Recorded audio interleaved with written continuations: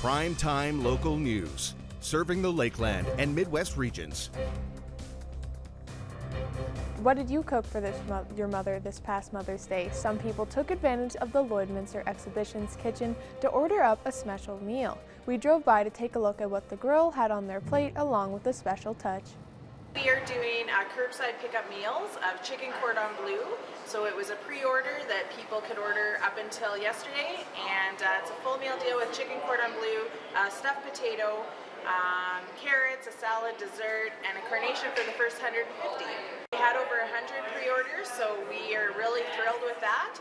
It's been really great. People have been so supportive of the grill and about our curbside pickup, and we've been really happy to be able to still be open, give our staff some work, and keep exhibition helping Lloydminster. Response has been excellent. We have family meals that go out every single day. We have lunch menus. People come in and curbside and pick up their lunch. The Fish Friday has been explosive, which has been super fun to be back there serving. We never did Fish Friday for supper before, so doing it for supper has been really, really great. We're reaching a new demographic of people that didn't know that we had such a great restaurant. We're looking forward to the provinces opening things back up safely, and we will be taking all measures that the provinces want us to keep all of the patrons safe. And we're looking forward to the day when we can welcome people back into the restaurant. Now for this week's Retrospect with our Blakeney.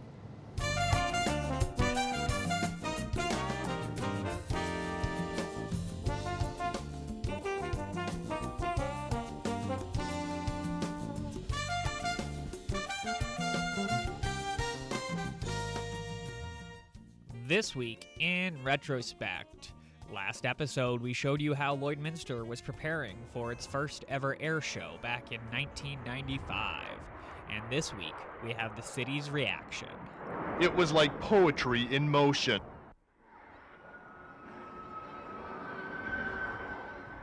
The Snowbirds are celebrating their 25th anniversary this year, and wherever they perform, they continue to amaze and impress crowds. Great show, yeah.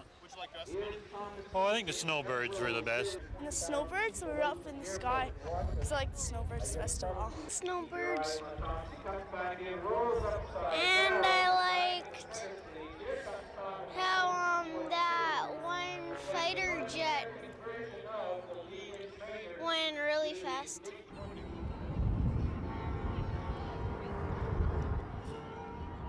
While the Snowbirds performed with the grace of a ballet dancer, the F-18 fighter jet demonstrated raw power to the delight of the huge crowd. And, although it may be hard to believe, back in 2000, the border city was actually under a labor shortage. A shortage of skilled laborers, tradespeople, and apprentices has hit the Midwest.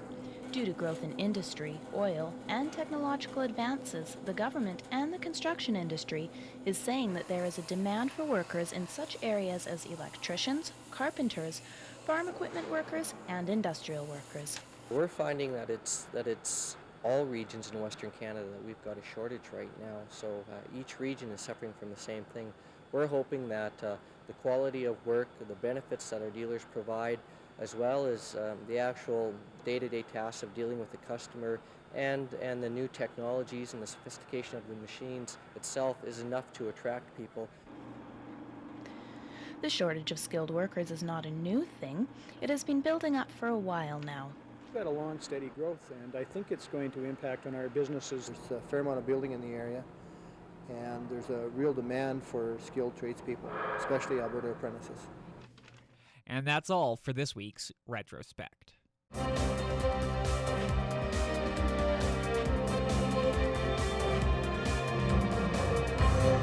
Our Connor Chan spoke with Lakeland College students for their perspective on how the college has been adjusting to the pandemic. Well, I'm very pleased to be joined with Quinn Halouche, who recently just finished her Bachelor of Applied Sciences Environmental Management at Lakeland College. So Quinn, thanks a lot for chatting with me. Yeah, thanks for having me. Now, we were talking a little bit just before, obviously you finished back in December, so you totally weren't affected by the pandemic, but you were affected in a way, though, with kind of with your final project. So just talk about, how the pandemic kind of played part in that. Yeah, so we heard the news that the Conference on Environmental Management, where we were going to be presenting our capstones was canceled. So that kind of threw a wrench in our plans, just in terms of being able to present all of our hard work that we've been doing for the past year to an audience of hundreds of people and industry members. So that was a little bit devastating for me and my classmates, but we were able to present our capstones in an online format by Zoom. So it all worked out in the end. Are you one of those people that, obviously presenting in front of people, it could be a little bit more nerve-wracking? Was it a little bit, I guess, more calming in a sense because you were able to do it virtually? Honestly, it was actually the opposite for me. I grew up doing 4-H and public speaking, so and I was MC of a couple of Lakeland events the past couple years, so I'm really used to getting up in front of a big crowd of people. And for some reason, doing it online almost made me more nervous than I would have been presenting in person. But I could definitely see where it would have been a little more calming, being in the comfort of your own home presenting. So Now we know that graduation ceremonies are canceled. You were supposed to be one of those people that were supposed to graduate and have that big ceremony. When you found out that that wasn't going to happen, what was your initial thoughts? um like anybody would be, I was pretty disappointed. It's just one of those big experiences that you have throughout your life that you really look forward to, and being there with your friends, your classmates, and potentially seeing your teachers for the last time. It's all kind of something that you look forward to and you don't want it to be taken away from you. But at the same time, Lakeland is planning for us to have a grad in 2021. So it's a little bit further away, but I'm really looking forward to it. Now, of course, you were the student representative for the Board of Governors. What was some reaction that you heard from students when they found out that, they had to do learning the rest of the year, via Zoom and through telecoms and stuff like that?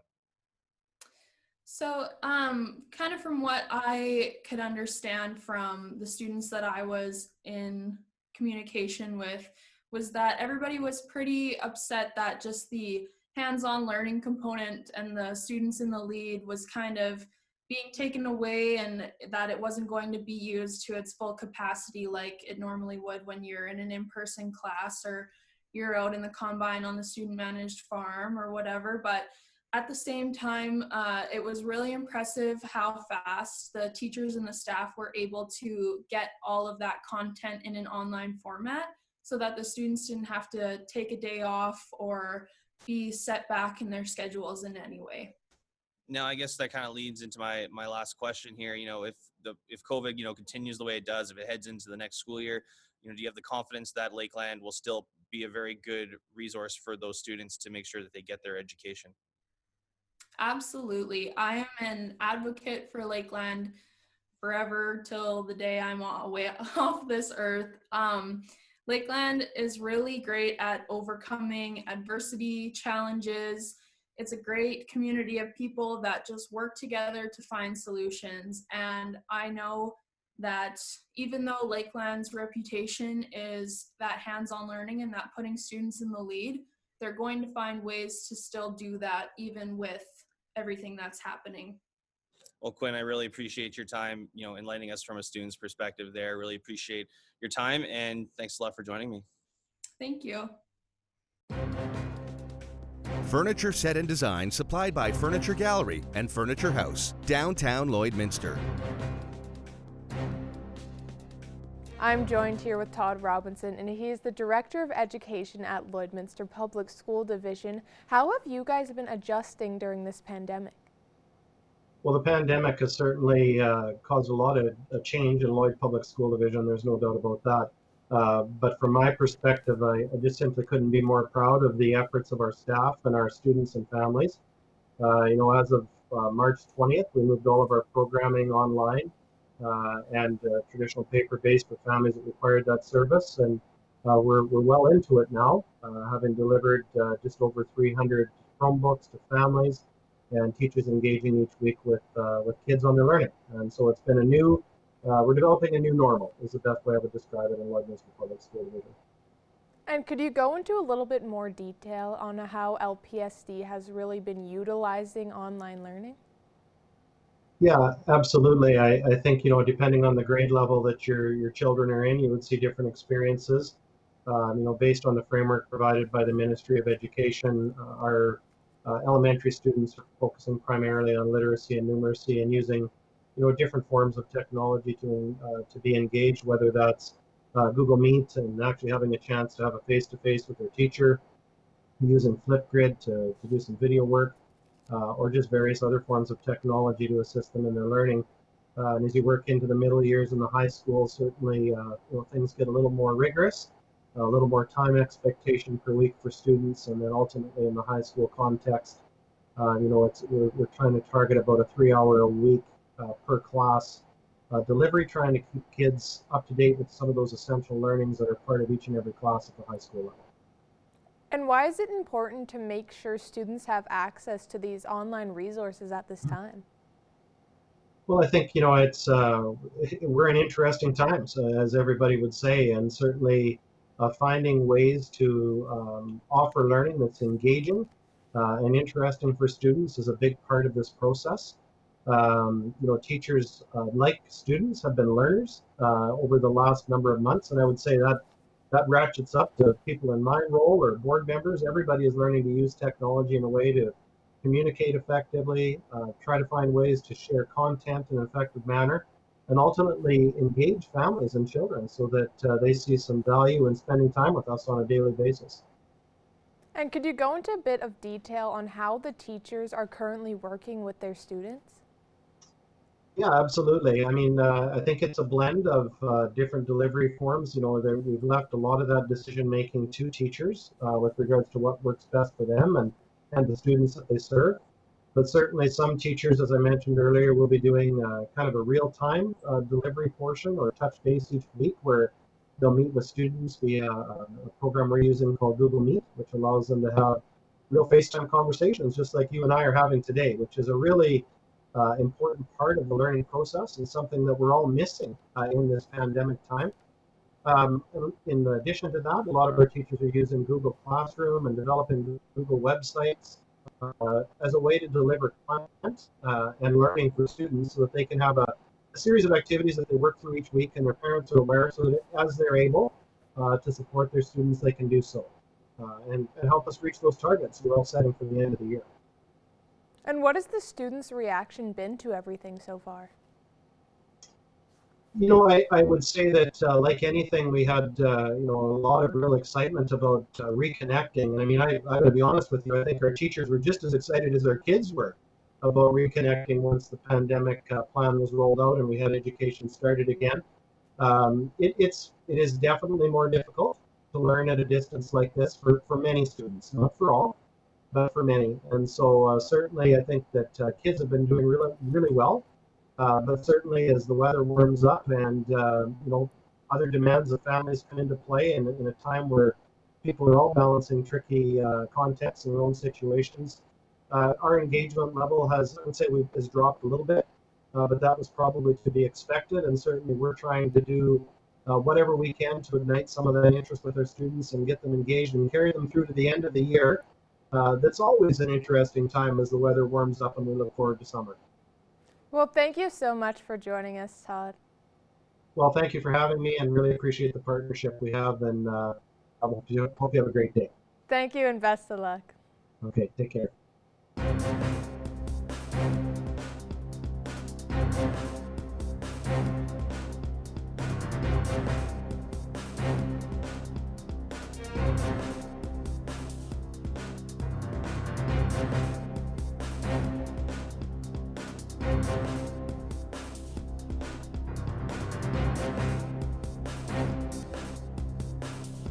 So I'm joined here with Saskatchewan author CJ Althammer. We're here to talk a little bit about the new book that she has and some struggles that she's had with it just coming out in a new contest. So first of all, CJ, just tell me a little bit about yourself. Hey, I'm CJ Althammer. I'm from Prince Albert, Saskatchewan, and a recently published children's book author. And can you just tell me a little bit about that children's book? How long did it take you to write, and what's it about? So What Will I Be? Actually didn't take me very long to write. It was inspired by my nephew, and it's about a little boy who has big dreams. He explores different career options with his mom and the challenges, and she patiently listens and encourages those big ideas of her little guy. And is this the first book that you've written? It is. Oh, What Will I Be is my first children's book, but I actually have a second children's book at the publisher right now. So. Oh, that's exciting. Yeah. And then obviously your first book came out, and it came out kind of at a difficult time where things were shutting down and it was difficult for people to go traveling and stuff. And so you had to come up with an idea, a contest idea to help sell your book. Can you just talk a little bit about, first of all, what is the contest that you came up with?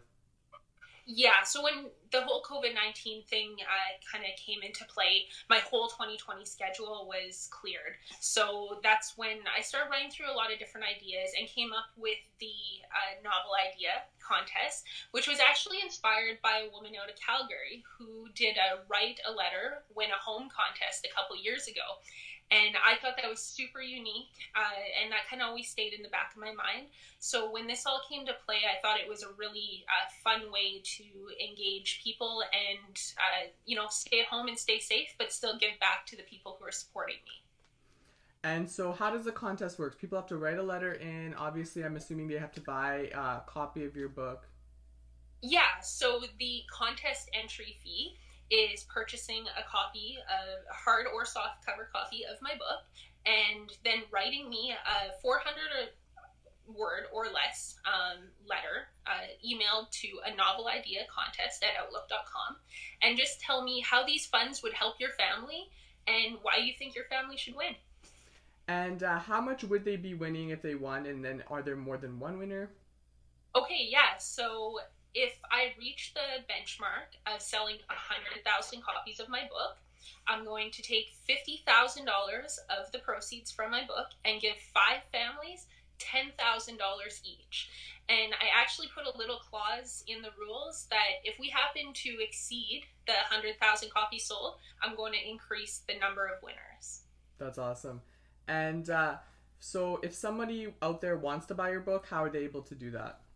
Yeah, so you can go to my website at cjalthammer.com and you go click on the bookstore tab at the top, and you can choose where you want to buy it from. Amazon.com, .ca, Barnes & Noble. You can purchase directly from me and get a signed copy. Totally up to you. That's awesome. And how many people, has there been a lot of people that have sent you letters or tried to enter this contest? So the number of book sales has definitely increased, but I've received one letter out of all of the books. So, and it's actually a Canadian that wrote in. So, yeah, I need more letters coming in. So there's people buying the book and then not entering the contest? Yeah. Oh, yeah. Wow, okay. And go ahead. I was just going to say, when you came up with this idea, what was kind of some reaction from people around you? Were they thinking that this was an interesting idea? Yeah, when I first ran it by my family, because I wanted to see how they felt about it and how they received it, I come up with a lot of crazy ideas, usually 5 before coffee in the morning. So when I pitched that out to my family, my mom thought it was a great idea. She thought it was actually fantastic that, my book was getting out to the little readers and everything, but I was giving back. And that was kind of values that were instilled by my parents from a young age. If you're placed in a position to help people, you do it. So doing this contest would absolutely lend me that opportunity to help other families. For sure. And then is there anything else you want to add before we end our conversation today? Yeah, you know what? I actually had an individual, a student from the U of S, contact me, and she had asked if she could enter the contest because she doesn't have kids. Yes, absolutely. The purchasing a book is just the entry fee, but the only rule is that you're 18 years or older, so anyone can enter. Perfect. And then they can get some more information at your website, of course. Yeah, full contest details are at my website. Again, that's cjalthammer.com.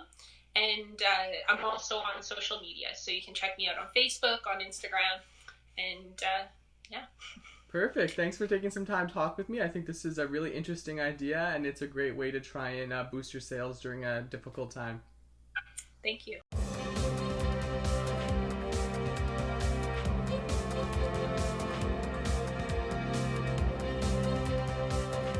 Joining me today for a little bit of sports talk is Eric Bay. Eric, thanks for joining me. Hey, glad to be on here. Great way to start off the week. Now, Eric, there was actually sports going on this past weekend, last night, in fact. The UFC kicked off with UFC 249, and it was an exciting one, not only because it was the first sports back during this tough time, but also just looking at the lineup, it was filled with unbelievable fighters. Yeah, for sure. And you hit the nail on the head there. Obviously, the first sport back, and they really wanted to come back with a bang. And you mentioned, obviously, just a stacked card all the way through into the prelims. And to be honest, the prelims were just as exciting as the main card. So it was definitely a great night. And you look at some of those fights, Vicente Luque, Nico Price, even Cowboy Cerrone when he's fighting in the prelims. It's obviously a great lineup. And I think the UFC really did a good job taking advantage of the fact that they're the only game in town kind of right now.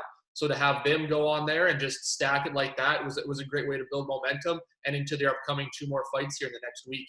I was just going to say, when Cowboy is in your preliminary fights, that it's going to be a good night. Now, just breaking down a couple of the key fights, some that, people were really excited for, specifically the Tony Ferguson fight. Unfortunately for Ferguson, didn't quite go the way that he wanted it to. Yeah, his 12-win streak was snapped by Justin Gaethje. And, I mean, the guy is called the highlight for a reason. Like, Gaethje is just insane. And you just look at the highlights of that fight, it was just 2 guys trading blows with no concern for their own safety. And it was really entertaining to watch. And obviously, one shot connects and it could go either way. So it really was a great fight.